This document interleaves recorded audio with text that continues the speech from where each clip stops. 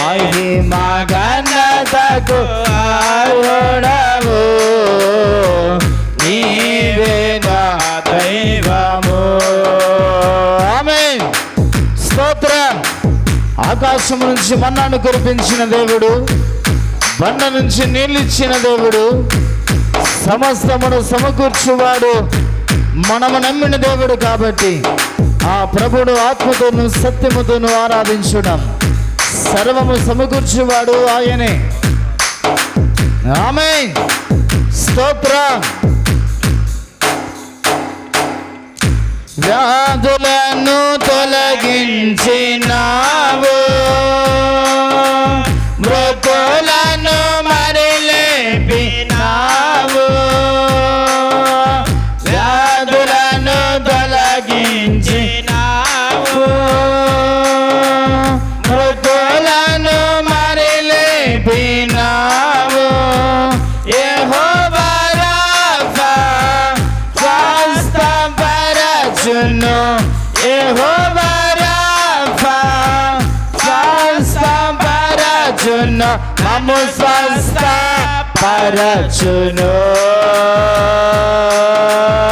ఆరాధన నీకే,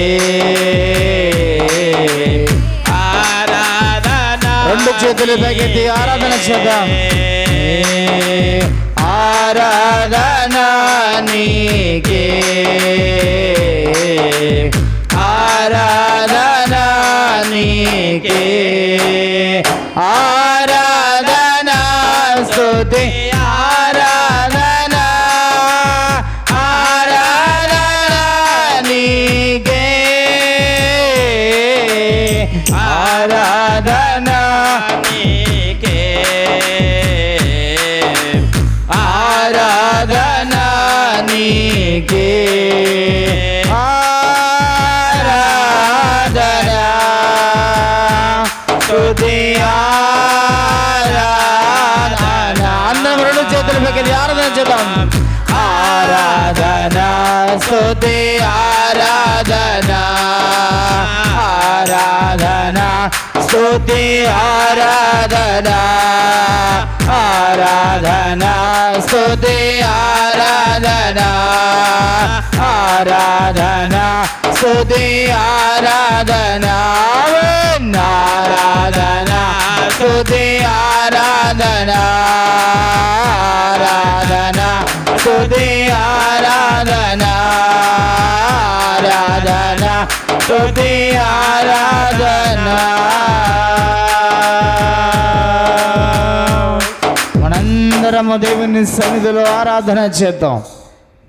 దేవుడే స్తుతి పాత్రుడు, ఆరాధనీయుడు, పూజనీయుడు. కాబట్టి ఆయన ఆరాధించు మనందరము కూడా ఆ ప్రభుని ఆత్మతోను సత్యముతోను ఆరాధన చేద్దాం. హల్లెలూయా, హల్లెలూయా, హల్లెలూయా. స్తుతి స్తుతి స్తుతి స్తుతి, స్తోత్రములు స్తోత్రములు. మనందరము కూడా ప్రభు సన్నిధిలో మన హృదయాన్ని సిద్ధపరచుకుందాం, హృదయాన్ని సిద్ధపరచుకుందాం. ప్రభా, నాకు నీ వాక్యాన్ని వినగలిగే చెవులు, గ్రహించగలిగే మనసు నాకు ప్రసాదించమయ్యా అని ప్రభు సన్నిధిలో ప్రభుని అడుగుదాం. నీ హృదయములోనికి, మన హృదయములోనికి యేసయ్యను ఆహ్వానించుకుందాం.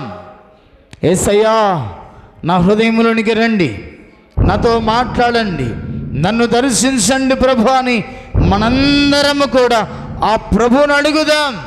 ప్రభు సహాయం చేయబోతున్నాడు, ప్రభు సహాయం చేయబోతున్నాడు. ప్రతి ఒక్కరితో ఆయన మాట్లాడబోతున్నాడు. ఆయన వాక్యము అగ్ని వంటిది, ఆయన వాక్యము సుత్య లాంటిది, ఆయన వాక్యము సాకలివాని సబ్బు లాంటిది. మనందరిని శుభ్రము చేస్తుంది వాక్యము. బండ లాంటి హృదయాన్ని బద్దలు చేస్తున్నది. యేసయ్యా, నాతో మాట్లాడు ప్రభు అని మనం అడుగుదాం ప్రభు సన్నిధిలో, మనం అడుగుదాం ప్రభు సన్నిధిలో. దేవుడే మనతో మాట్లాడబోతున్నాడు, దేవుడే మనను దర్శించబోతున్నాడు. ఆయన వాక్కుల చేత మన జీవితాన్ని మార్చబోతున్నాడు. ప్రభుని అడుగుదాం. ప్రభు సహాయం చేయబోతున్నాడు, సహాయం చేయబోతున్నాడు. మనమందరం ప్రభుని అడుగుదాం. వాక్యం కొరకు సంఘ పెద్ద జయకరణ ప్రార్థన చేస్తారు. మనందరం కూడా ఏకీభవించుదాం ప్రభు సన్నిధిలో. యేసయ్యానికి స్తుతులు స్తోత్రములు. నైనా ఆశ్చర్యకరుడా, ఆలోచనకర్త, నీకే స్తుతులు స్తోత్రములు. దేవా నీకు వందనాలయా, నీకే స్తుతులు స్తోత్రములు. దేవా అయా ఈ యొక్క ఆదివార దినముననైనా నీ సన్నిధిలో చేరి దేవా మిమ్మల్ని స్తుతించి మిమ్మల్ని ఆరాధించే భాగ్యం ఇచ్చినందుకు దేవా మేము సంఘముగా కూడినైనా మీకు తల వంచి మేము నమస్కారం చేస్తూ ఉంటున్నాం. దేవా నువ్వు మా కోసం రక్తం కార్చిన విధానాన్ని, దేవా నువ్వు మా కోసం ప్రాణం పెట్టిన విధానాన్ని మేము జ్ఞాపకం చేసుకొని చుంటున్నాం. దేవా నీకు వందనాలయా, నీవిచ్చిన రక్షణ పాత్రను చేత పట్టుకొని దేవా మిమ్మలను స్తుతిస్తూ దేవా మీరు మా కోసం రక్తం కార్చిన విధానాన్ని దేవా మేము తలపోసుకుంటూ ఉన్నాము. దేవా నీకే స్తుతులు స్తోత్రములు. యేసయ్యా నీకే వందనాలు, అయా నీకే వందనాలు. మరణమును జయించిన వాడా నీకు వందనాలు. దేవా అవునయ్యా, నీవు మా కోసం శ్రమ పొంది ఉండుట మాకు మేలు జరిగింది. దేవా అయా మా రక్షణార్థమే దేవా నువ్వు సిలువలో ప్రాణం పెట్టిన విధానాన్ని బట్టి మిమ్మల్ని స్తుతిస్తూ దేవా మిమ్మల్ని కొనియాడుచూ ఉంటున్నాం. దేవా నీకు వందనాలు, అయా నీకే స్తుతులు స్తోత్రములు. దేవా అయా ఇంతవరకు నైనా నీ యొక్క సన్నిధిలో దేవా మిమ్మల్ని స్తుతించి మిమ్మల్ని ఆరాధించే భాగ్యం ఇచ్చినందుకు దేవా అయా ఎందరికో లేని భాగ్యం మాకు ఇచ్చినందుకు మీకు వందనాలు. దేవా అయా మేము మిమ్మల్ని నమ్ముకొని ఉన్నందుకు దేవా మేము కృతజ్ఞులము. యేసయ్యా నీకు వందనాలు. దేవా నీకే స్తుతులు స్తోత్రము. దేవా అయా నీ యొక్క సన్నిధికై దేవా నీ యొక్క ప్రసన్నతకై నీకు వందనాలు. పరిశుద్ధుడా, పరిశుద్ధాత్మ దేవా నీ యొక్క సన్నిధి ఇక్కడ ఉంటున్నందుకు మీకు వందనాలు. మిమ్మల్ని స్తుతిస్తూ ఉంటున్నాము. దేవా అయా ఇక్కడున్న ప్రతి ఒక్కరిని మీరు దర్శిస్తున్నందుకు మీకు వందనాలు. దేవా నీ సేవకుడే యేసయ్యా వాక్యం చెప్పుచుంటున్నాగా దేవా వాక్యం ద్వారా మీరు మాతో మాట్లాడని నీ సేవకుని దేవా నీ యొక్క సిలువ చాటున మరుగుపరుచుకొని దేవా అయా నీ సేవకుని మీరే అభిషేకించి దేవా వాక్యం ద్వారా మీరు మాతో మాట్లాడుతున్నందుకు మీకు వందనాలు చెల్లిస్తూ దేవా నీ సన్నిధికి ఇంకా ఎంతమంది అయితే రాలేక వెనుకబడి ఉన్నారో దేవా ప్రతి ఒక్కరిని మీరు నడిపిస్తున్నందుకు మీకు వందనాలు చెల్లిస్తూ మమ్మల్ని మేము తగ్గించుకుంటూ మీ నామాన్ని ఇచ్చిస్తూ యేసు క్రీస్తు నామములో ప్రార్థిస్తూ ఉన్నాము తండ్రి. ఆమెన్. ఆమెన్. అందరు కూర్చోండమ్మా.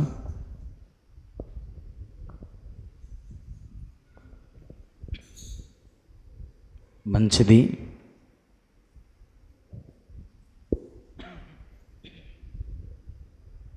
అంత బాగున్నారమ్మా? అయ్యా మీరు బాగున్నారా? మంచిది. దేవుని అపారమైన కృప, దేవుని ప్రేమ మన పట్ల చూపిస్తూ దేవుడు గడిచిన వారమంతా కూడా క్షేమముగా, సురక్షితముగా, ఆరోగ్యముగా మనందరినీ కూడా నడిపించి మరొకసారి ఆయన సన్నిధికి తోడుకొని వచ్చిన దేవునికి మహిమ, ఘనత, ప్రభావములు కలుగునగాక. ఆమేన్. మంచిది. గడిచిన వారంలో దేవాది దేవుడు మనతో ఏం మాట్లాడుతూ వచ్చాడో కొద్ది నిమిషాలు జ్ఞాపకం చేసుకుని త్వరగా మనం ముందుకి నడిపించబడదాం.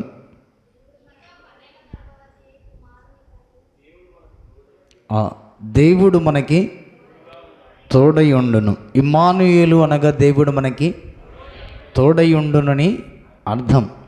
నిజంగా దేవుడు ఇమ్మానుయేలైన దేవుడుగా మనతో ఉండటానికి ఆయన పరమును విడిచి భూలోకానికి దిగి వచ్చినట్లుగా మనం చూస్తున్నాం. దేవుడు మానవునికి తోడు లేనందువల్ల, మానవుడు ఒంటరిగా జీవించటం వల్ల మానవుడు పాపములో పడిపోయాడు. పాపము పరిపక్వమై గర్భము ధరించి మరణము కంటున్న వేళ దేవుడు మరలా మానవుని జ్ఞాపకం చేసుకొని మానవునికి దేవుని తోడు ఎంత అవసరమో దేవుడు దాన్ని గుర్తించి మరలా ఇమ్మానుయేలైన దేవుడుగా మరలా పరలోకాన్ని విడిచి భూలోకానికి దిగి వచ్చినట్లుగా మనం చూస్తున్నాం.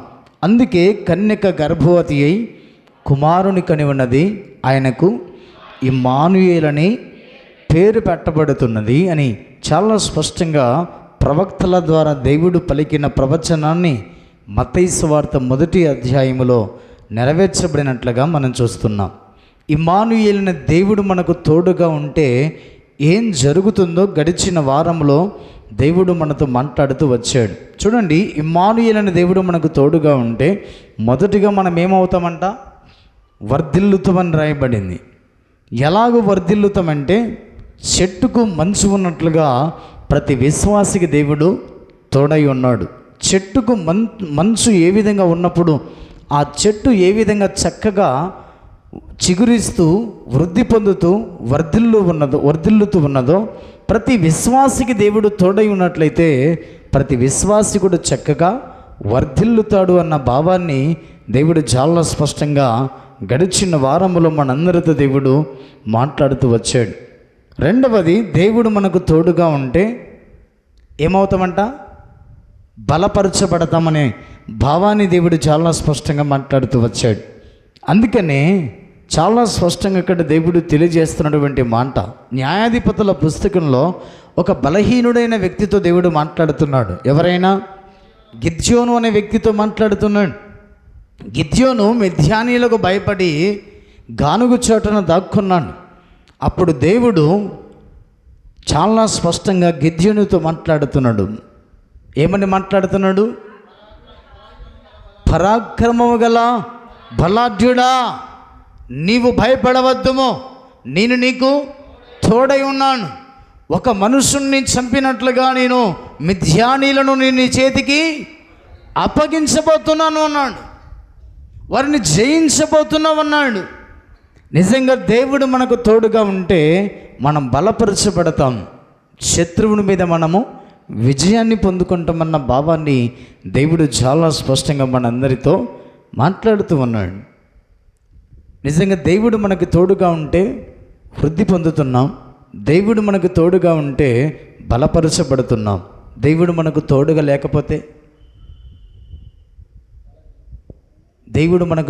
లేకపోతే మన జీవితంలో ఓడిపోతాం, పడిపోతాం, మన జీవితంలో పనికి రాకుండా పోతాం. అందుకే దేవుని సంగమ, దేవుని తోడు మనకెంతో అవసరమైనది.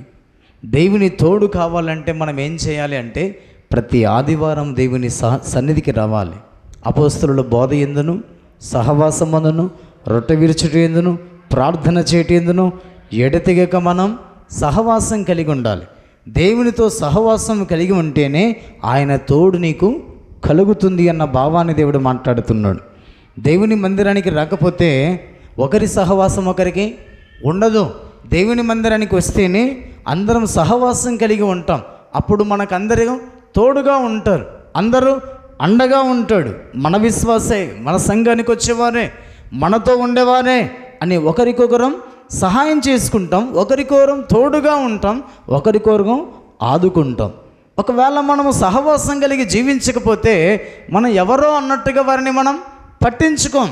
అందుకే ప్రతి ఆదివారం దేవుని సన్నిధికి వచ్చి అపోస్తలుల బోధ ఎందును, సహవాసం అందును, రొట్టె విరుచుట ఎందును, ప్రార్థన చేయటం ఎందును ఎడతెగక నీవు సహవాసము కలిగి ఉంటే దేవుని తోడు నీకు ఉంటుందన్న భావాన్ని దేవుడు చాలా స్పష్టంగా తెలియజేస్తున్నాడు. అందుకే ప్రేమైన దేవుని సంగమా, మనకు దేవుని తోడు చాలా అవసరమైనది. ఏ విధంగా అవసరమైనదంటే చెట్టుకు మంచు ఎంత అవసరమో, మంచు ఉంటేనే చెట్టు ఏ విధంగా వృద్ధి పొందుతుందో ప్రతి విశ్వాసికి కూడా దేవుడు తోడుగా ఉంటేనే అంతగా మనము వృద్ధి పొందుతున్నాం, బలపరచబడతామన్న భావాన్ని గడిచిన వారములో దేవాది దేవుడు మనందరితో సూటిగా ఖండితంగా మాట్లాడుతూ వచ్చాడు. ఈ వారము దేవుడు ఏం మాట్లాడుతున్నాడో చూడండి.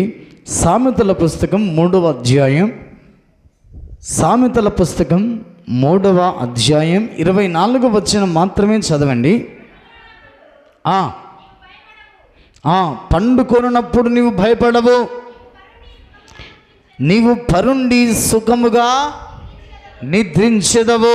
చిన్న ప్రార్థన చేసుకుందాం, తలల వంచండి. దేవుని సన్నిధికి వచ్చిన మనందరం కూడా ఒక్కసారి జ్ఞాపకం చేసుకుందాం.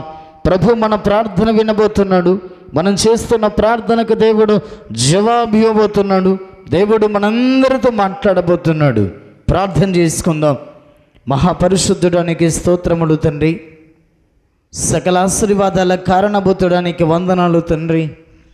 చదవబడిన లేఖన భాగాన్ని ఆధారము చేసుకుని ప్రభా మీరు మాతో మాట్లాడండి, మమ్మల్ని దర్శించండి తండ్రి. మీరు మా ఆత్మీయ జీవితాలను బలపరచండి.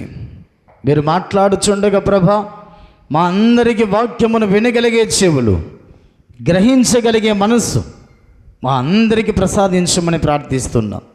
లైవ్ ప్రోగ్రామ్ ద్వారా కూడా వాక్యం వింటున్న ప్రతి ఒక్కరిని కూడా మీరు దర్శించి బలపరిచి వినామ ఘనత కొరకే వాడుకొనమని ముందున్న వాక్య పరిచర్య ఎంతటిని మీ చేతులకు అప్పగించుకుంటూ యేసు క్రీస్తు దివ్యమైన నామమున ప్రార్థించి వేడుకొనుచున్నాను మా తండ్రి. ఆమేన్. ఆమేన్. అందరు కూర్చుండమ్మా. భక్తుడైనటువంటి రచయిత ఈ 3వ సామెత 24వ వచనంలో రాయబడిన మాట సరే చదవండి.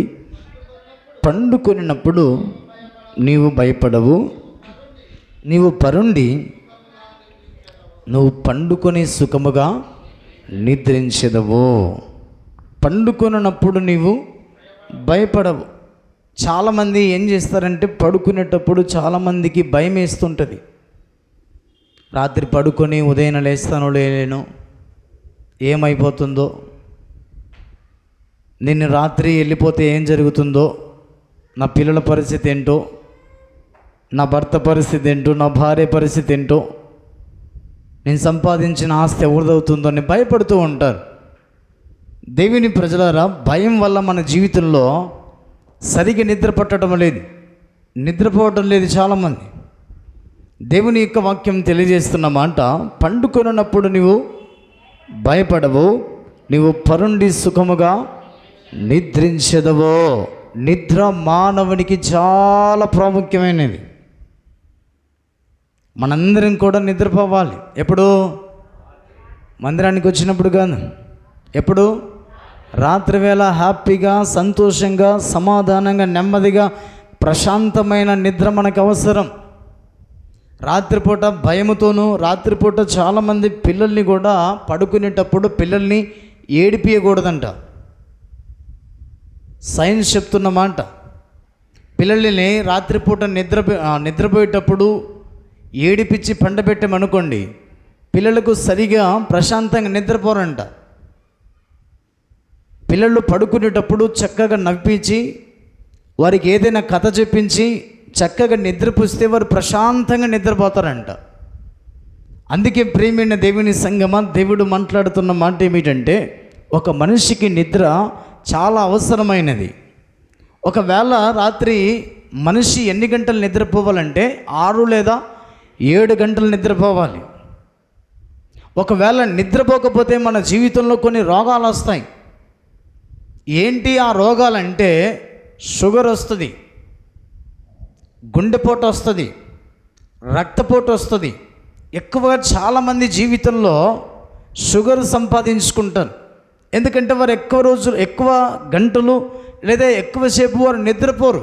రాత్రి సొల్లు కబుర్లు చెప్పుకుంటూ, సీరియల్ చూసుకుంటూ, అనవసరమైన వాటికి స్థానం ఇస్తూ చాలామంది నిద్రపోరు. అందుకే రక్తపోటు చాలామంది జీవితంలో త్వరగా ఈ రోజుల్లో నిద్రపోకపోవటం వల్ల గుండెపోటు కూడా వచ్చేస్తుంది.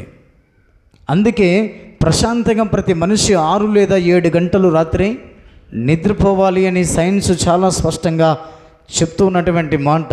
బైబిల్ కూడా అదే చెప్తున్న మాట. అందుకనే దేవుని సంగమం, ప్రతి మనిషి కూడా ప్రశాంతమైన వాతావరణంలో రాత్రి ప్రశాంతంగా నిద్రపోవటం నేర్చుకోవాలి. చాలామంది సరైనటువంటి సమయానికి పడుకోక రాత్రి 11, 10, 11, 12 అయినా నిద్రపోరు. అందుకే వారి జీవితంలో మానసిక ఒత్తిడి, అందుకే వారి జీవితంలో ఏకాగ్రత ఉండదు. ఏదో పోగొట్టుకున్నట్టుగా, ఏదో వారి జీవితంలో భారం ఉన్నట్టుగా, వారి జీవితంలో ఏదో ఒకటి వారి జీవితంలో ఒత్తిడి అనేది గురవుతుంది.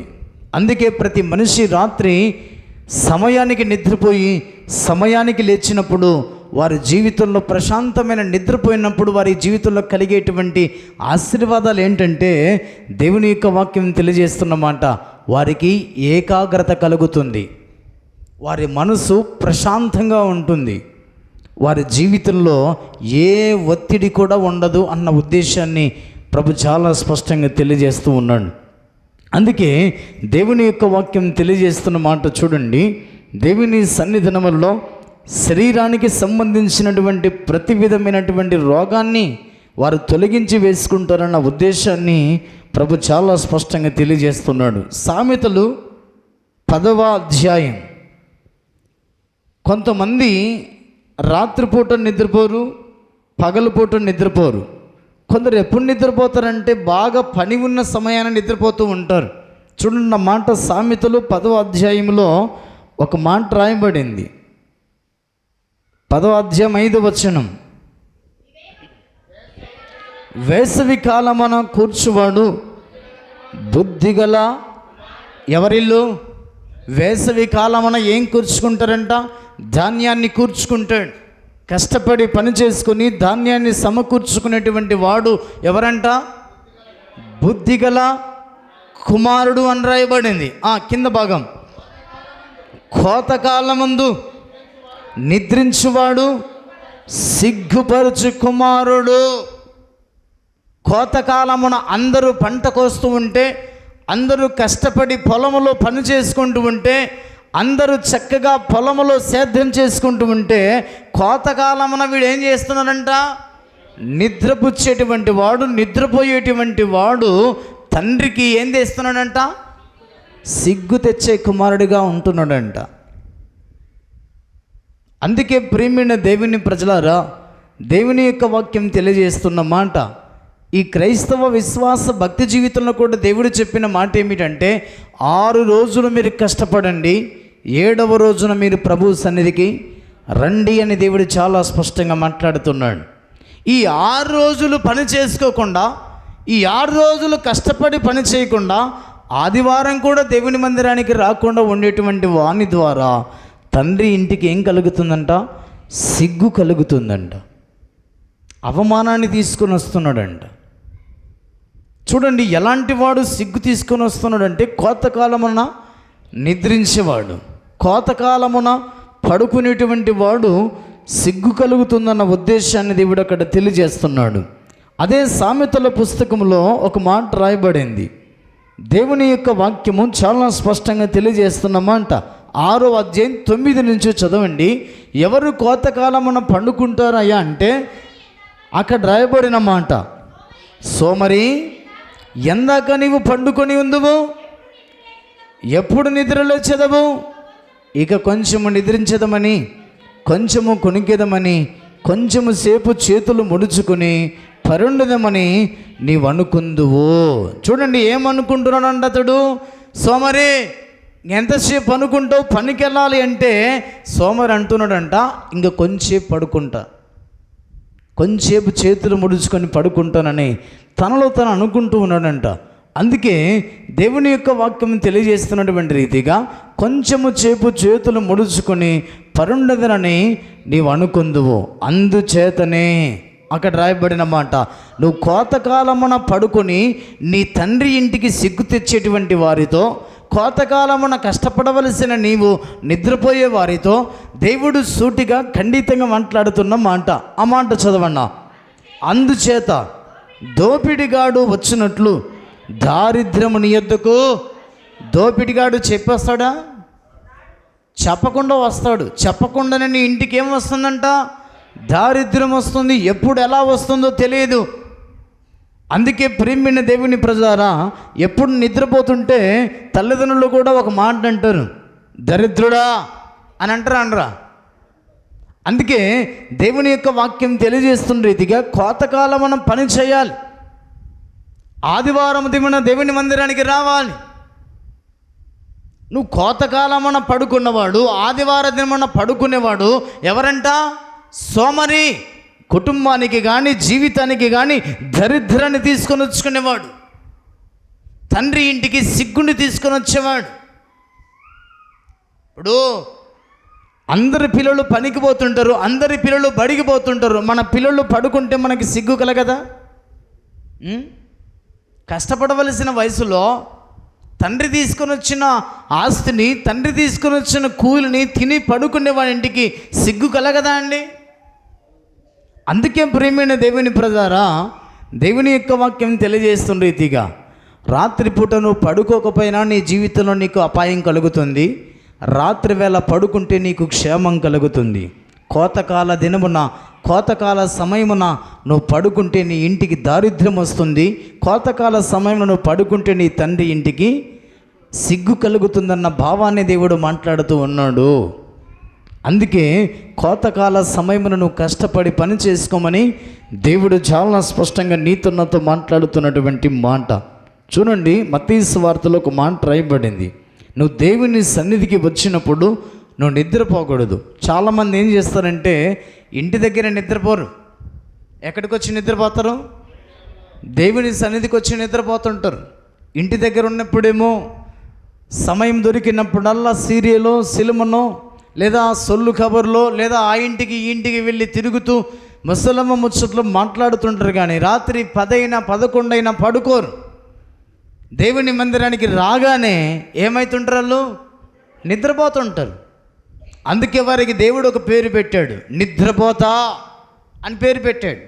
అందుకని ప్రియమైన దేవుని సంగమా, దేవుడు నీతో నాతో మాట్లాడుతున్నమాట. మత్తయి సువార్త 13వ అధ్యాయంలో ఒక మాట రాయబడింది. నిద్రపోయేటువంటి ప్రతి మనిషి జీవితంలో ఏం జరగబోతుందో ప్రభు చాలా స్పష్టంగా అక్కడ రాయించిన మాటలు ఉన్నాయి. 24వ వచనం నుంచి చదవండి. ఆయన మరి ఒక ఉపమానము వారితో చెప్పాను, ఏమనగా పరలోక రాజ్యము తన పొలములో మంచి విత్తనము విత్తిన ఒక మనుషుని. చూడండి, పరలోక రాజ్యము దేనితో పోల్చాడు? మంచి విత్తనము విత్తిన ఒక మనుషుణ్ణి పోలి ఉన్నది. చూడండి, ఒక మంచి విత్తనము యొక్క విత్తనాన్ని విత్తినటువంటి మనుషుని పోలి ఉన్నది. ఏది? పరలోక రాజ్యం. కాబట్టి మనమందరం కూడా ఈ స్థలానికి వచ్చింది దేనికోసం? పరలోక రాజ్యానికి వెళ్ళటానికి. మనమందరం ఎలా ఉండాలి? మంచి విత్తనము విత్తబడిన ఒక మనుషుని పోలి మనము జీవించాలి. అది పరలోక రాజ్యానికి సూచనగా భక్తుడు అక్కడ తెలియజేస్తున్నాడు. మనం ఏం చేసుకోవాలంటే మంచి విత్తనం పోలినటువంటి మనుషుని పోలిన వారముగా మనం ఉండాలి. మన జీవితంలో ఏ విత్తనం ఉందో ఒకసారి మనం జాగ్రత్తగా పరిశీలించేసుకుందాం. 25వ వచనాన్ని చదవండి. మనుషులు నిద్రించుచుండగా అతని శత్రువు వచ్చి గోధుమల మధ్యను గురుగులు విత్తిపోయాను. ఏం చేశాడంటే ఇక్కడ ఒక మనుషుడు నిద్రిస్తూ ఉన్నాడు. విత్తనాలు విత్తటానికి విత్తువాడు బయలుదేరాడు. బయలుదేరినప్పుడు విత్తనాలు విత్తినటువంటి గోధుమల పంట ఒక విశ్వాసికి సాదృశ్యం. గోధుమల పంటలో ఏమి విత్తాడంటే శత్రువు వచ్చి గురుగులు విత్తాడు. గోధుమలు వాక్యానికి సాదృశ్యమైనవి. ఒక మనిషి విత్తనాన్ని విత్తుతున్నప్పుడు గురుగుల మధ్యలో ఏం విత్తుతున్నాడు? గురుగులు విత్తుతున్నాడు. ఎప్పుడు విత్తుతున్నాడు అంటే మనుషుడు నిద్రించినప్పుడు. కాబట్టి మనము దేవుని మందిరానికి వచ్చినప్పుడు మనము నిద్రపోకుండా, మెలకువ కలిగి, నిద్రపోకుండా ఆసక్తితో నువ్వు వాక్యాన్ని వినగలిగితే నీ మంచి పొలములో గోధుమలు ఉండగలుగుతాయి. నువ్వు నిద్రపోయావనుకోండి, ఏమొచ్చేస్తాయి? శత్రువు అనేవాడు ఏమి ఎత్తుతున్నాడు? గురుగులు చేత పట్టుకొని ఉన్నాడు. గురుగులు చేత పట్టుకొని ఉండి ఏ భూమి నాకు దొరుకుతుందని ఆ భూమి కొరకు వాడు వేచి ఉన్నాడు. వాడు ఎప్పుడు విత్తుతాడయ్యా అంటే చీకటిలో ఉన్నప్పుడు విత్తుతాడు. ఎప్పుడు విత్తుతాడయ్యా అంటే ఎవరైనా నిద్రపోతే విత్తుదామని వాడు వచ్చేసాడు. నీ వద్దకు వచ్చి నీ పక్కల కూర్చొని పిడికిలి నిండవాడు గురుగులు పట్టుకొని ఉన్నాడు. ఇక్కడ వాక్యమని గోధుమలు విత్తుతుంటే నువ్వు నిద్రపోతున్న సమయాన వాడు ఏమి విత్తుతున్నాడంట? గురుగులు విత్తుతున్నాడు. అందుకే వానికి ఏం పేరు పెట్టాడు? అక్కడ శత్రువు అని పేరు పెట్టాడు. శత్రువు అనేవాడు నీ యొద్దకు వచ్చి గోధుమల మధ్యను గురుగులు విత్తిపోతున్నాడు. అందుకే దేవుని సంఘమా, దేవుడు మాట్లాడుతున్నమాట. మనం ఏం చేయాలంట? దేవుని మందిరానికి వచ్చి వాక్యము వినాలి. మనం ఏం చేస్తాం? మనం నిద్రపోతాం. నిద్రపోయామనుకోండి, నిద్రపోయిన సమయాన్ని ఏం చేస్తున్నాడు శత్రువు? గురుగులు ఎత్తిపోతాడు. గురుగులు ఎత్తిపోయినట్లయితే ఆ గురుగుల ద్వారా మన జీవితంలో ఏమొస్తుందో తెలుసా? దారిద్ర్యత కలుగుతుంది. మన జీవితంలో ఉన్న ఆశీర్వాదాలు పోతున్నాయి. మన జీవితంలో మనము పరలోకానికి వెళ్ళవలసిన వారము మన జీవితానికి నాశనం చేసుకుంటున్న నరకానికి వెళ్ళటానికి. అందుకే ప్రియమైన దేవుని ప్రజలారా, మనం నిద్రపోతున్న సమయమున అతని శత్రువు వచ్చి గోధుమల మధ్యన గురుగులు విత్తిపోయాడు. మనం అనుకుంటాం, అరే దేవుని మందిరానికి వచ్చాము, మనం గోధుమలు కదా విత్తవలసిన వాళ్ళం, గోధుమలు కదా నా పొలంలో ఉండాలి అంటే నువ్వు నిద్రపోయావు. నిద్రపోయినప్పుడు ఏం విత్తినా నీకు గుర్తుండదు. నువ్వేమనుకుంటావు, ఇది కూడా గోధుమలే అనుకుంటావు. అందుకే ప్రియమైన దేవుని ప్రజలారా, గోధుమలకి గురుగులకి ఏం పెద్ద తేడా లేదు. అవి పంట చేతికొచ్చినప్పుడు, అవి పెరిగి పెద్దవైనప్పుడు, కోతకాలమున కోసే సమయమున గురుగులేవో గోధుమలేవో బయటపడుతున్నాయి. అందుకే అంతవరకు బయటపడవు. కాబట్టి ఈ క్రైస్తవ విశ్వాస భక్తి జీవితంలో మనమందరం కూడా మెలకువ కలిగి మన జీవితంలో దేవుని సన్నిధిలో మన ప్రవర్తన జాగ్రత్తగా చూసుకోమని ప్రసంగి భక్తుడు 5వ అధ్యాయం 1వ వచనంలో రాస్తున్నాడు. అందుకనే ఈ క్రైస్తవ విశ్వాస భక్తి జీవితంలో మనం అందరం కూడా మెలకువ కలిగి దేవుని సన్నిధిలో జీవితాన్ని కొనసాగించుకోవాలి. 30వ వచనాన్ని చూడండి. కోతకాలం వరకు రెండిటిని కలిసి ఎదగనీయుడి. కోతకాలమందు గురుగులను ముందుగా కూర్చి వాటిని కాల్చి బయటకు కట్టెలు కట్టి గోధుమలను నా కొట్టులో చేర్చి పెట్టుడని కోతగాండ్రతో చెప్పుదనను. చూడండి, ఇక్కడ రాయబడిన మాట చూడండి. రెండిటిని కోయించిన తర్వాత మొదటగానేమో గురుగులని కట్టెలు కట్టి కాల్చి వేస్తున్నారంట. ఆ తర్వాత గోధుమలని ఆ యొక్క తోట యజమానుని యొక్క కొట్లలోనికి చేర్చమని చాలా స్పష్టంగా సెలవిస్తున్నమాట. అందుకే ప్రియమైన దేవుని సంగమా, మన జీవితంలో దేవుని మందిరానికి వచ్చిన తర్వాత మనం మెలకువ కలిగి వాక్యాన్ని వినాలి తప్ప నిద్రపోకూడదన్న ఉద్దేశాన్ని ప్రభు మాట్లాడుతున్నాడు. నిద్ర వచ్చిన తర్వాత సాతానుగాడు పక్కనే ఉంటాడు. అవసరమైతే వాడే నిన్ను నిద్రపుచ్చుతాడు. మన జీవితంలో నిద్రను చంపుకొని మెలకువ కలిగి వాక్యాన్ని వినగలిగితే జీవితం బాగుపడుతుంది. వాక్యాన్ని వినకుండా కొనికేసాం అనుకోండి, వెంటనే గురుగులు విత్తిపోతున్నాడు. గురుగులు విత్తిపోతే మన జీవితం ఎలా ఉంటుందో చూడండి. అక్కడ రాయబడిన మాట అపొస్తలుల కార్యములు 20వ అధ్యాయం. కాల్చివేయబడుతుంది అన్న ఉద్దేశాన్ని మత్తయి సువార్తలోని భక్తుడు తెలియజేస్తున్నాడు. ఏ విధంగా ఉంటుందో చూడండి. గురుగులు, గోధుమల మధ్య గురుగులు విత్తిపోయినట్లయితే మన జీవితంలో అపొస్తలుల కార్యములు 20వ అధ్యాయం 7వ వచనం నుంచి,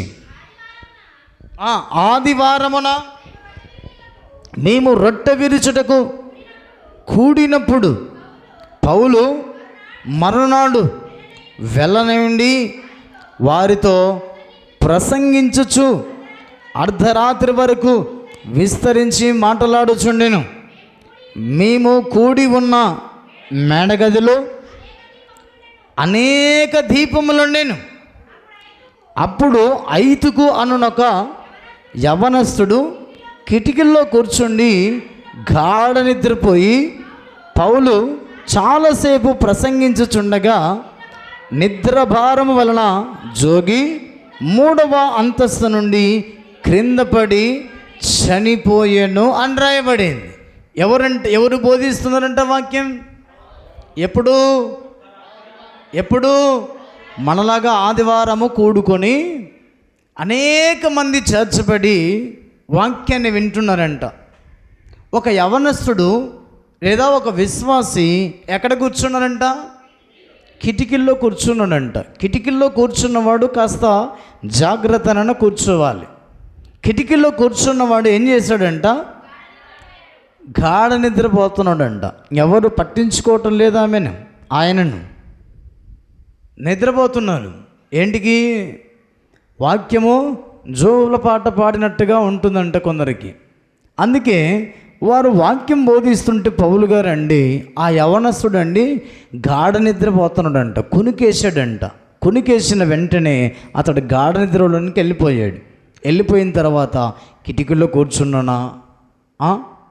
బస్సులో ప్రయాణం చేస్తున్నానా, మంచం మీద పడుకున్నానా అనేది తెలియకుండా గాఢ నిద్రలోకి వెళ్ళిపోయిన తర్వాత అతడు మేడగది నుంచి కింద పడి చనిపోయాడు. నిద్ర నువ్వు ఎక్కడ నిద్రపోవాలో అక్కడే నిద్రపోవాలి. రాత్రి నువ్వు 6 లేదా 7 గంటల వరకు పడుకో. అది నీకు ఆరోగ్యం ఇస్తుంది, దీర్ఘాయుష్ని ఇస్తుంది, నీ మనస్సుకు ప్రశాంతతనిస్తుంది. రాత్రి పడుకోకుండా మందిరానికి వచ్చి నిద్రపోతున్నట్లయితే అది నీ ప్రాణానికి ప్రమాదం అన్న భావాన్ని దేవుడు చాలా స్పష్టంగా తెలియజేస్తున్నాడు. రాత్రి పడుకోకుండా ఉదయాన్న మందిరానికి వచ్చి నిద్రపోతే నీ మధ్యన నీ శత్రువు వచ్చి గురుగులు విత్తిపోతున్నాడు. నీ మధ్యన నీ గురుగులు విత్తిపోయినట్లయితే ఈ గురుగుల వల్ల నీకేం లాభం కలుగుతుంది? నష్టమే కలుగుతుంది. నీ ప్రాణ నష్టం కలుగుతుంది. అతని వల్ల ఆరాధన అంతా కూడా దెబ్బతినింది. ఇప్పుడు ఇక్కడ కూర్చున్నటువంటి మనలో పక్కన మనిషి నిద్రపోయాడు అనుకోండి, పక్కన వాళ్ళకి ఏమొస్తుంది? నిద్ర వస్తుంది. నీ వల్ల ఇంకొకరు నష్టపోతారు. అందుకనే ప్రేమైన దేవుని సంగమా, దేవుని మందిరానికి వచ్చినటువంటి మనము నిద్రపోకూడదన్న భావాన్ని దేవుడు అక్కడ మాట్లాడుతున్నాడు. మరి ఏం చేయాలి? మనం చెప్పాలి మీరే. దేవుని మందిరానికి వచ్చిన మనం ఏం చేయాలి? వాక్యము వినాలి, చురుకుగా ఉండాలి, మెలకువగా ఉండాలి. అందుకే ప్రేమైన దేవుని సంగమా, దేవుని యొక్క వాక్యం చాలా స్పష్టంగా సెలవిస్తున్నమాట. కొందరు నిద్రపోతున్నా కూడా చాలా చక్కగా వాక్యాన్ని వింటారు, కానీ అది మన జీవితంలో అనుసరణ ఉండదు. అది వాక్యానుసారమైన జీవితం కాదు అన్న ఉద్దేశాన్ని భక్తుడు అక్కడ తెలియజేస్తున్నాడు. చదవన మాట, కిటికీలో కూర్చొని నిద్రపోతున్నాడు. నిద్రపోయిన తర్వాత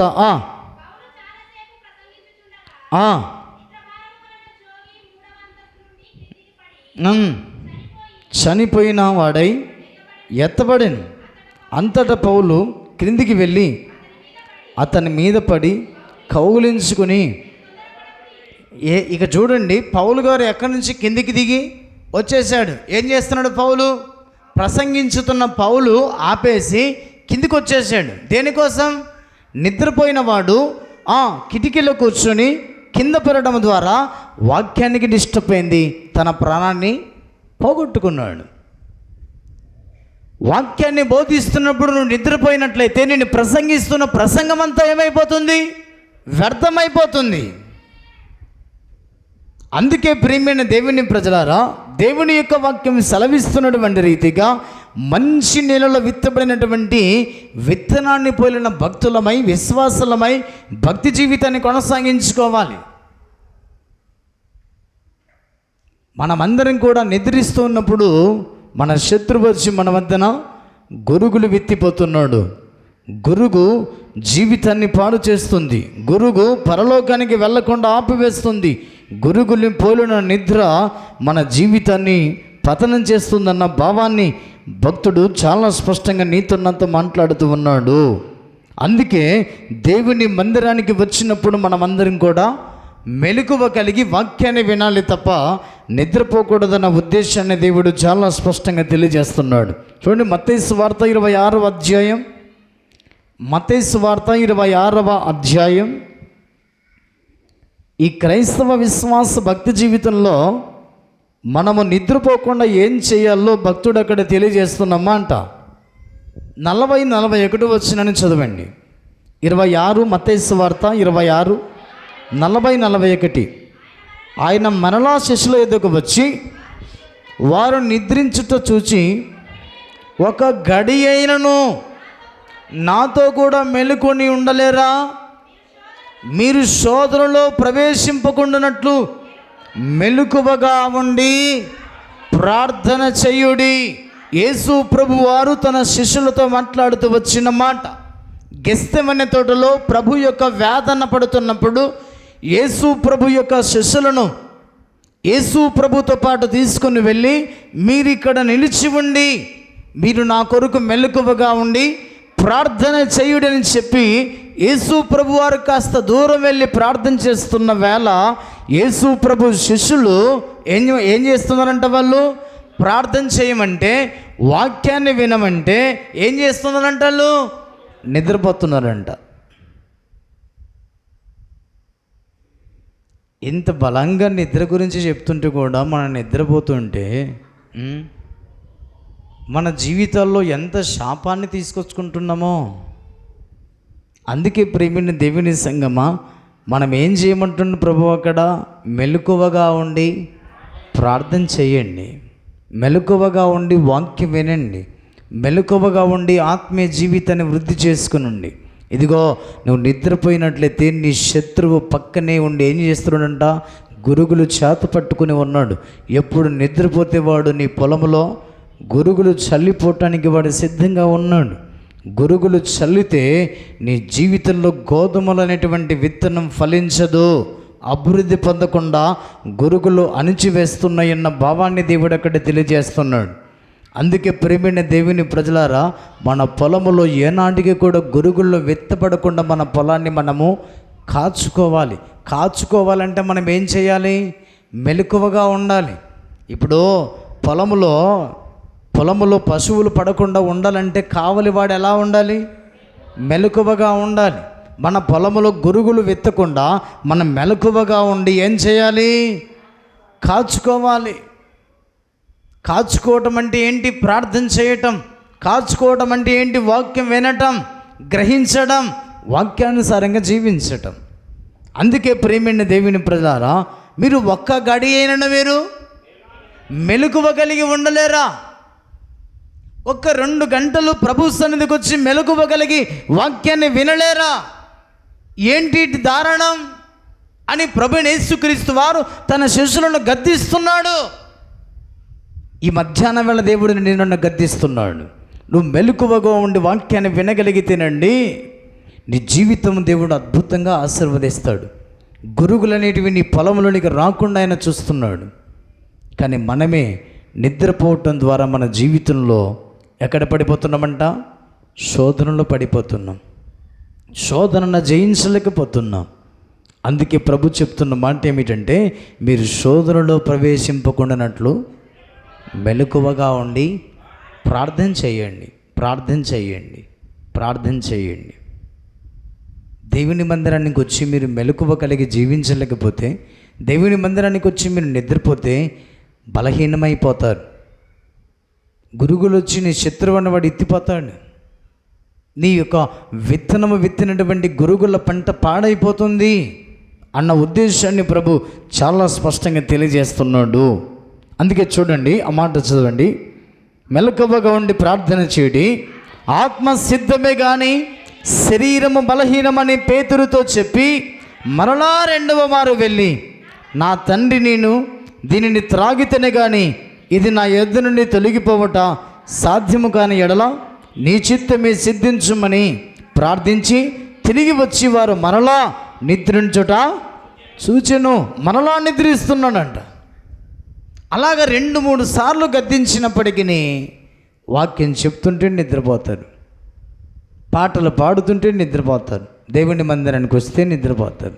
ప్రభు చెప్పిన మాట ఏంటంటే, అమ్మా సమయం ఆసన్నమైనది, నన్ను అప్పగించువాడు సమీపించి ఉన్నాడు.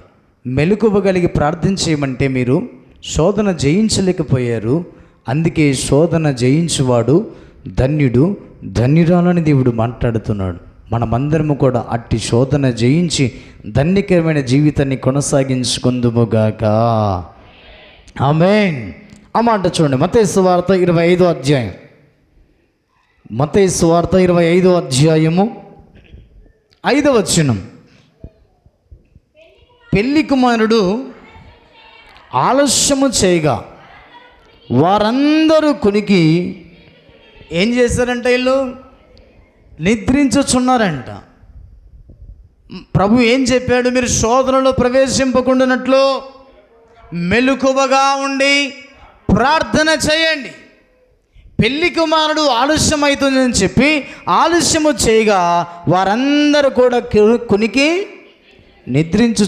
నిద్రించుతుండగానే పెళ్లి కుమారుడు వచ్చేసాడు. ఆ మాట చదవండి. అర్ధరాత్రి వేళ ఇదిగో పెళ్లి కుమారుడు, అతనిని ఎదురుకుండా రండి అను కేక వినబడెను. అప్పుడు ఆ కన్యకలందరూ లేచి తమ దివిటీలను చక్కపరిచిరి. కానీ బుద్ధి లేని ఆ కన్యకలు దివిటీలు ఆరిపోవచ్చున్నవి గనక మీ నూనెలో కొంచెము మాకు ఇవ్వడని బుద్ధి గలవారని అడిగిరి.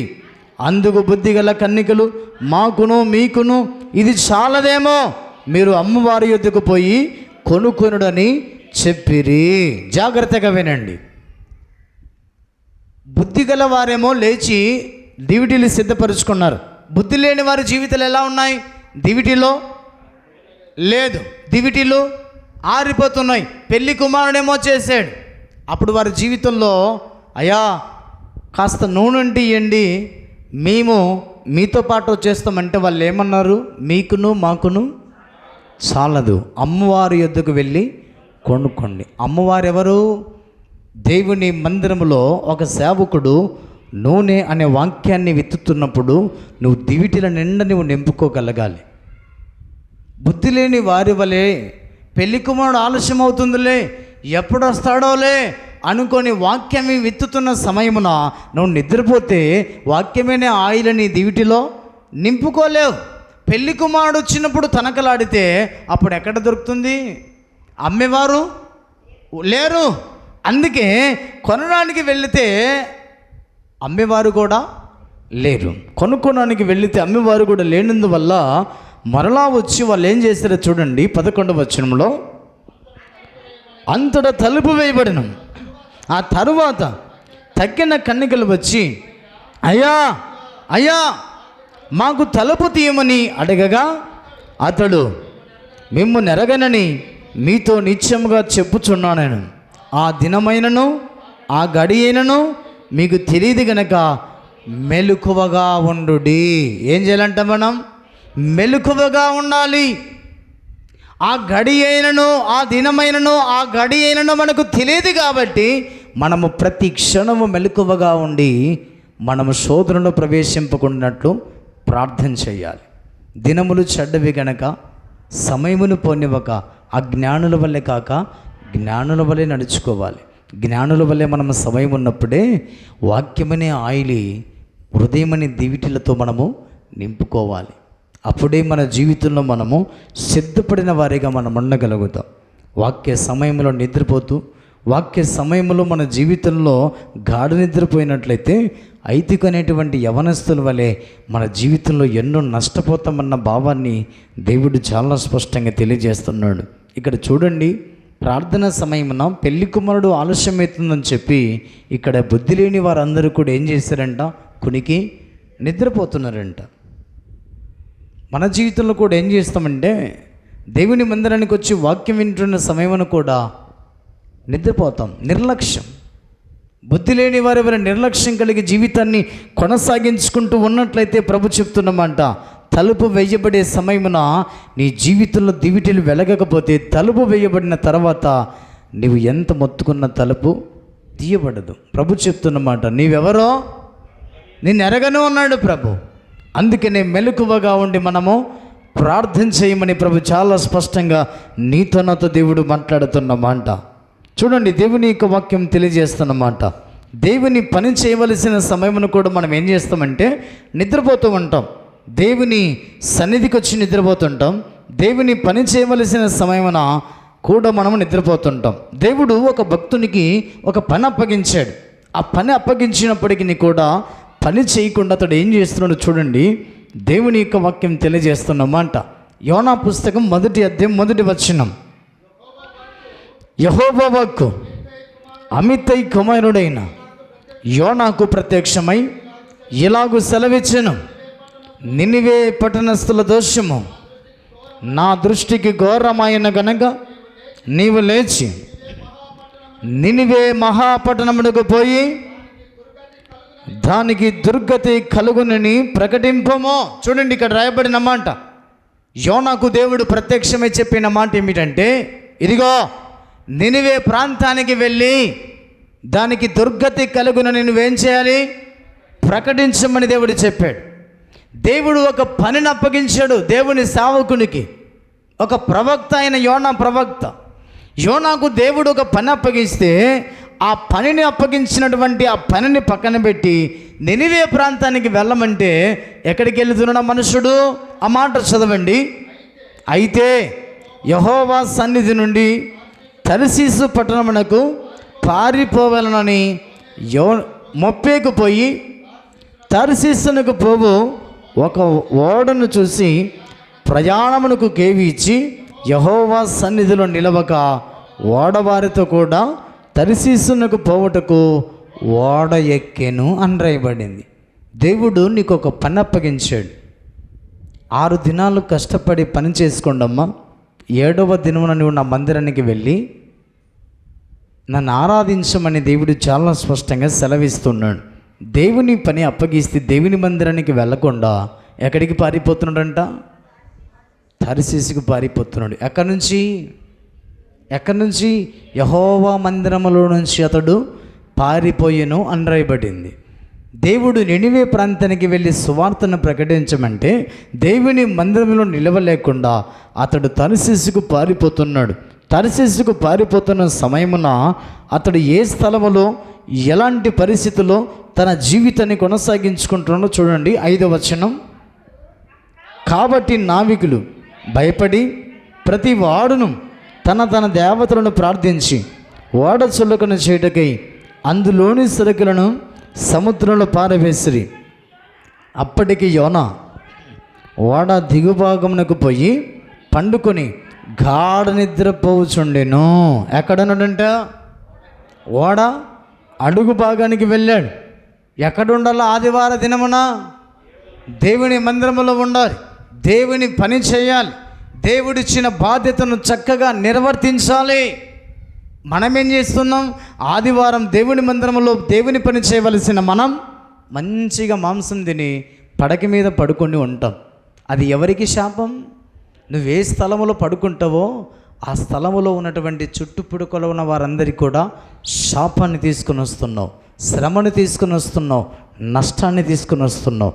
ఇలాంటి యోనాలు మీ కుటుంబంలో ఉంటే కాస్త మెలకువ కలగజేయండి. నీ భర్తలైనా, మీ పిల్లలైనా, మీ భార్యలైనా. అందుకే ప్రియమైన దేవుని ప్రజలారా, యోనా లాంటి వారు మన కుటుంబంలో ఉంటే మన కుటుంబానికి శాపం తీసుకొని వస్తుందన్న భావాన్ని దేవుడు మాట్లాడుతున్నాడు. దేవుని పని చేయాలి యోనా.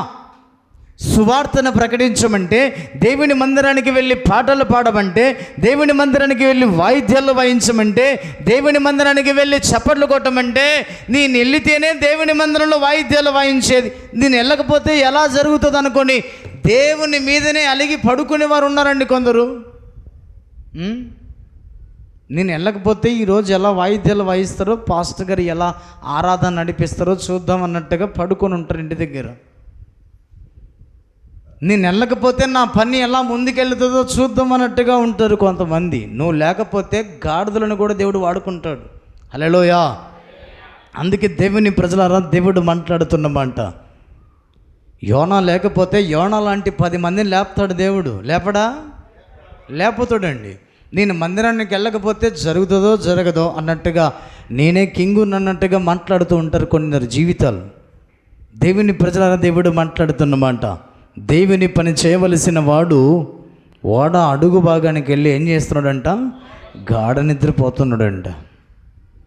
రాత్రి పడుకో, 6 లేదా 7 గంటలు పడుకో. ప్రశాంతంగా నీ జీవితానికి ఆశీర్వాదం తీసుకుని వస్తుంది, ఆరోగ్యాన్ని తీసుకుని వస్తుంది, నీ జీవితంలో ఏ రోగం లేకుండా చేస్తుంది. రాత్రి నిద్రపోకుండా మందిరానికి వచ్చి నిద్రపోయి దేవుని పని చేయవలసిన పని సమయమైన దేవుని పని చేయకుండా ఓడ అడుగు భాగానికి వెళ్ళి నిద్రపోతే ఏం కలుగుతుంది? ఆ మాట చదవండి.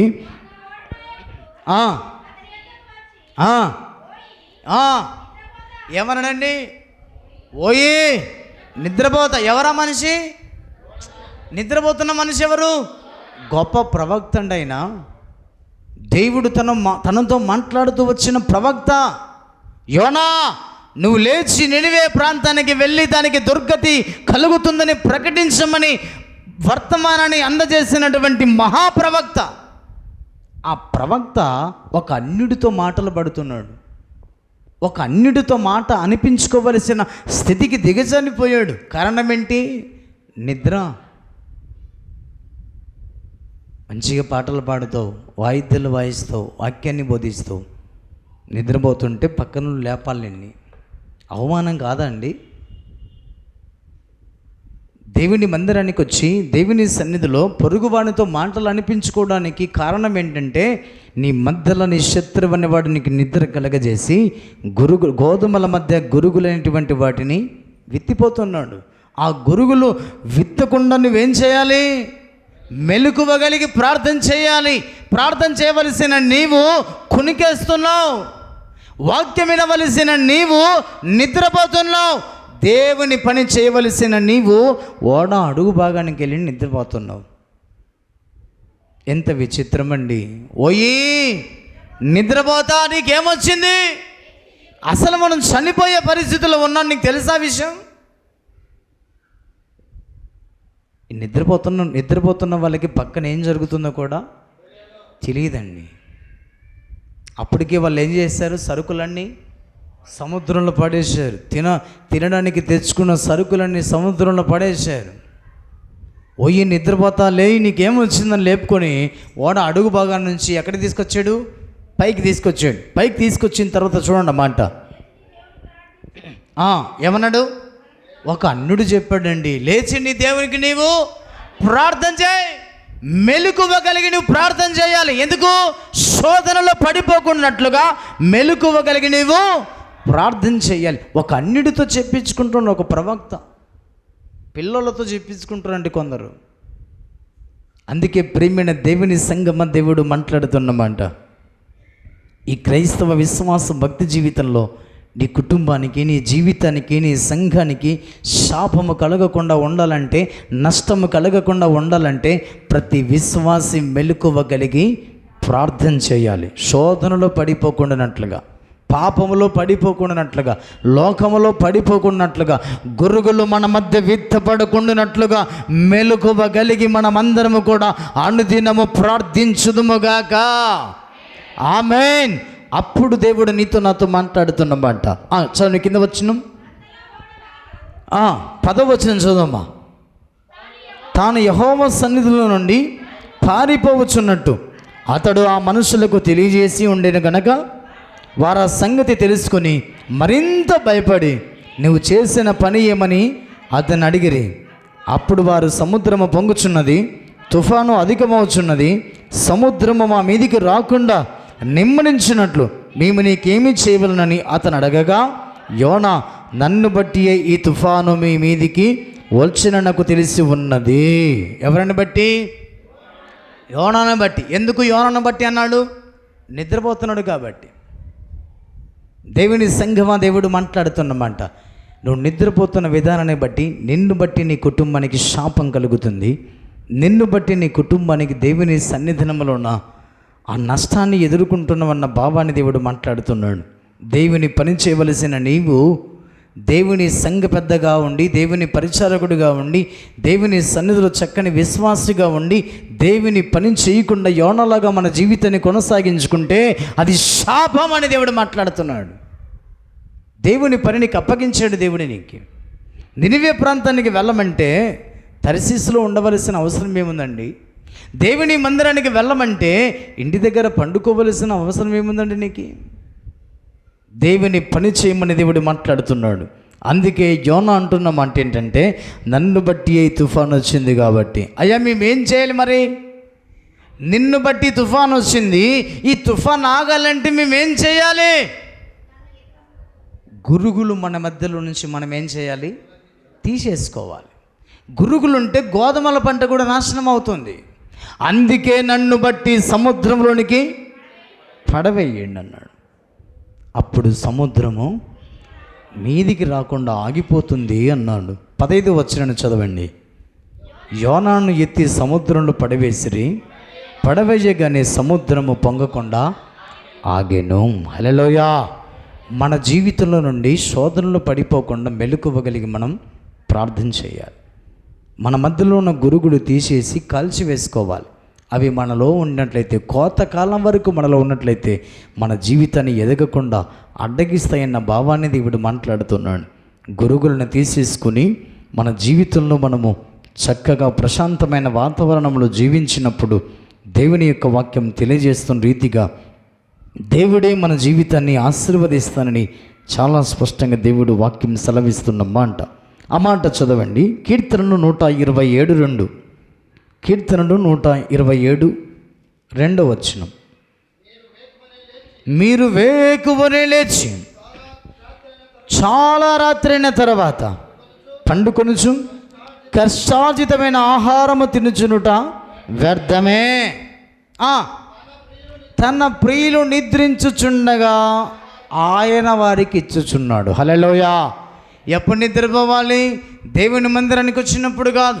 తన ప్రియులు దేవుని పని చేయకుండా నిద్రపోరు.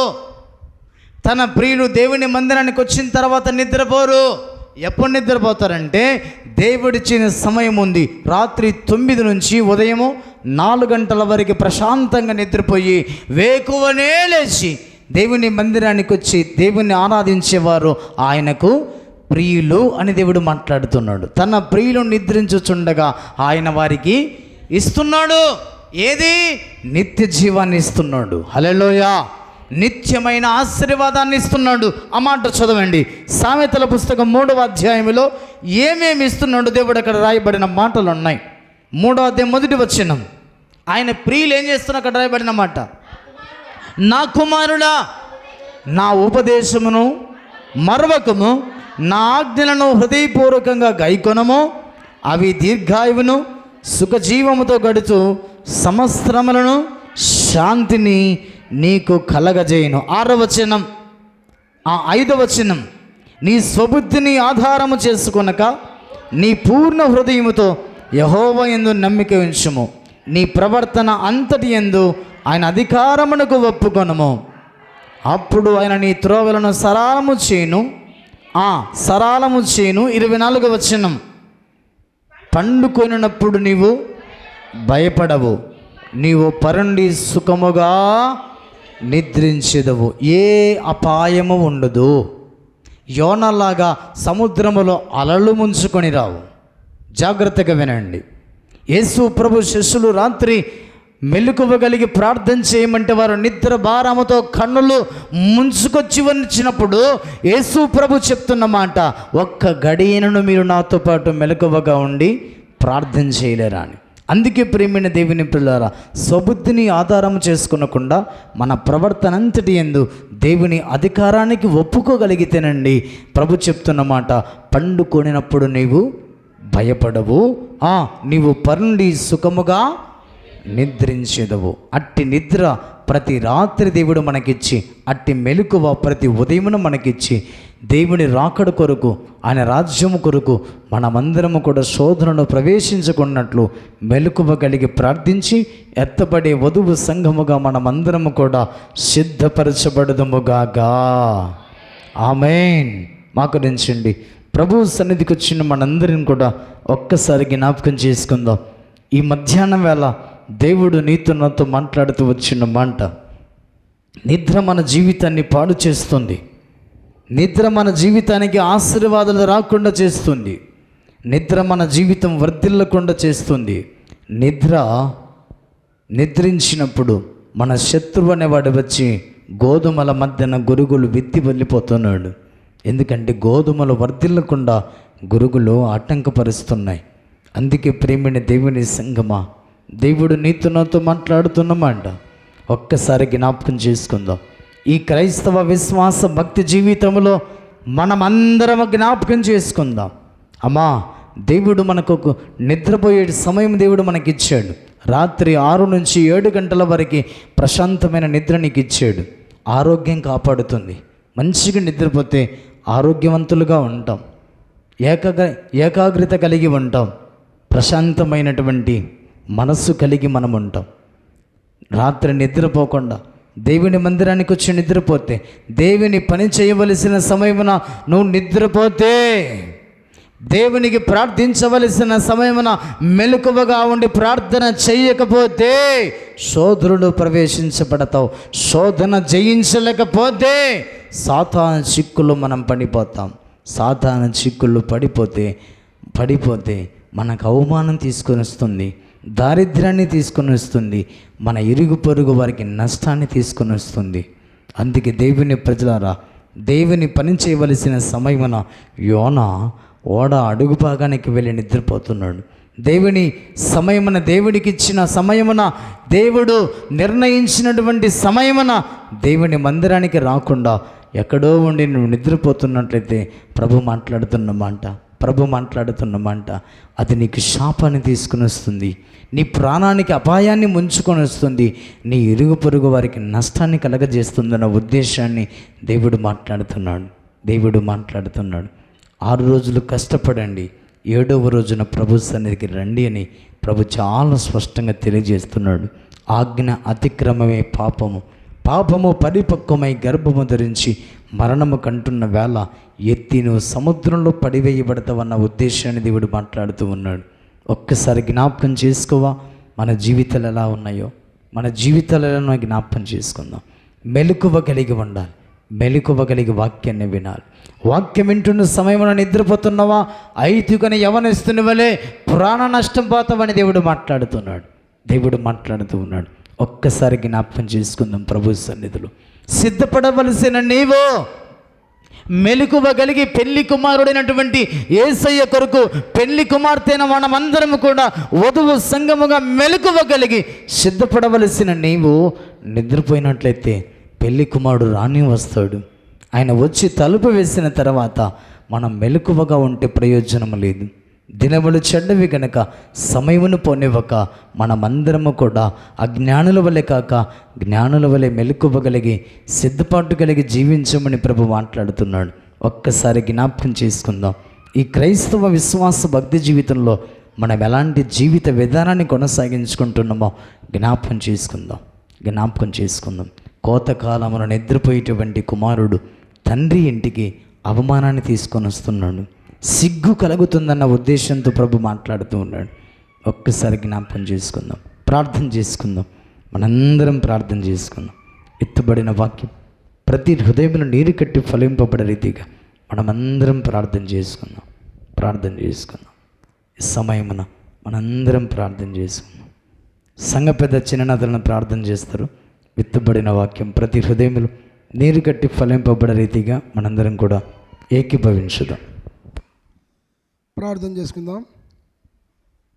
భూమిని ఆకాశమును అందులో సమస్తమును కలుగజేసినటువంటి దయగల తండ్రి, నీ పరిశుద్ధమైన పాదములకు స్తుతులు స్తోత్రములు వందనాలైనా.